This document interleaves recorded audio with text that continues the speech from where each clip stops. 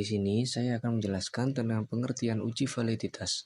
Uji validitas adalah suatu proses untuk menentukan sejauh mana suatu instrumen atau alat pengukur, seperti kuesioner, dapat mengukur apa yang seharusnya diukur. Dalam konteks penelitian, uji validitas membantu memastikan bahwa data yang dikumpulkan benar-benar valid dalam konsep variabel yang diteliti.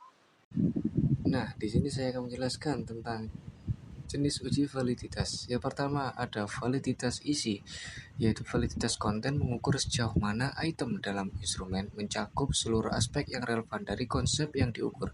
Biasanya ini dimulai dari oleh para ahli di bidang terkait, dan proses ini melibatkan penilaian item-item dalam instrumen untuk memastikan bahwa semua dimensi penting dari konstruk tersebut telah tercakup sehingga instrumen dapat memberikan gambaran yang komprehensif dan akurat tentang fenomena yang diukur. Contohnya, sebuah kuesioner untuk mengukur kepuasan pelanggan di restoran mencakup pertanyaan tentang kualitas makanan, kualitas pelayanan, dan kebersihan tempat. Jika semua aspek ini telah dikaji dan disetujui oleh ahli layanan pelanggan, maka kuesioner tersebut memiliki validitas konten yang baik dan valid. Selanjutnya, ada validitas konstruksi, menunjukkan sejauh mana instrumen mengukur konstruk teoritis yang dimaksud. Ini bisa diuji melalui analisis faktor dan hubungan dengan variabel yang lain. Dengan melakukan analisis ini, peneliti dapat memastikan bahwa item-item dalam instrumen benar-benar mencerminkan konsep yang ingin diukur, serta dapat membedakan antara konstruk yang berbeda dan menghindari ambiguitas dalam interpretasi hasil. Contohnya, sebuah instrumen untuk mengukur kecerdasan emosional dapat diuji dengan menganalisis apakah item dalam kuesioner berkelompok sesuai dengan dimensi kecerdasan emosional, misalnya dari kesadaran diri, pengaturan diri, dan empati.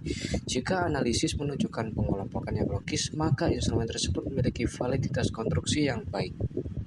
Selanjutnya ada validitas kriteria, mengukur sejauh mana hasil dari instrumen berkorelasi dengan hasil dari alat ukur yang lain yang sudah terbukti valid, dan dapat dibagi menjadi validitas prediktif dan validitas konkuren.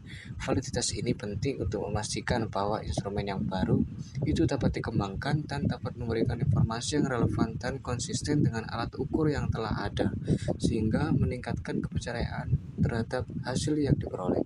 Contohnya, dalam pengembangan skala untuk mengukur tingkat kecemasan, peneliti yang mengembangkan skala baru ini melakukan pengujian dan membandingkan hasil dengan alat ukur yang telah terbukti. Jika hubungan yang kuat antara kedua alat ukur, maka skala baru tersebut memiliki validitas kriteria yang baik. Selanjutnya, ada pengaruh data yang valid dan data yang tidak valid. Di sini saya akan menjelaskan yang pertama tentang pengaruh data yang valid. Yang pertama ada keputusan yang akurat. Data yang valid memungkinkan mengambil keputusan untuk membuat keputusan yang berdasarkan fakta dan informasi yang akurat sehingga mengurangi risiko kesalahan. Yang kedua, pemahaman yang lebih baik.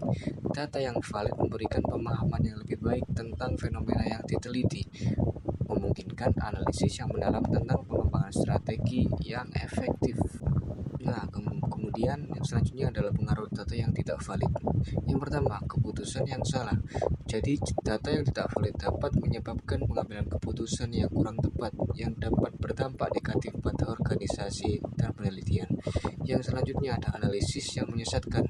Jadi, data yang tidak valid itu dapat menghasilkan analisis yang menyesatkan, yang mengarah pada kesimpulan yang salah dan tindakan yang tidak efektif. Oke, sekian dari saya. Terima kasih. Wassalamualaikum warahmatullahi wabarakatuh.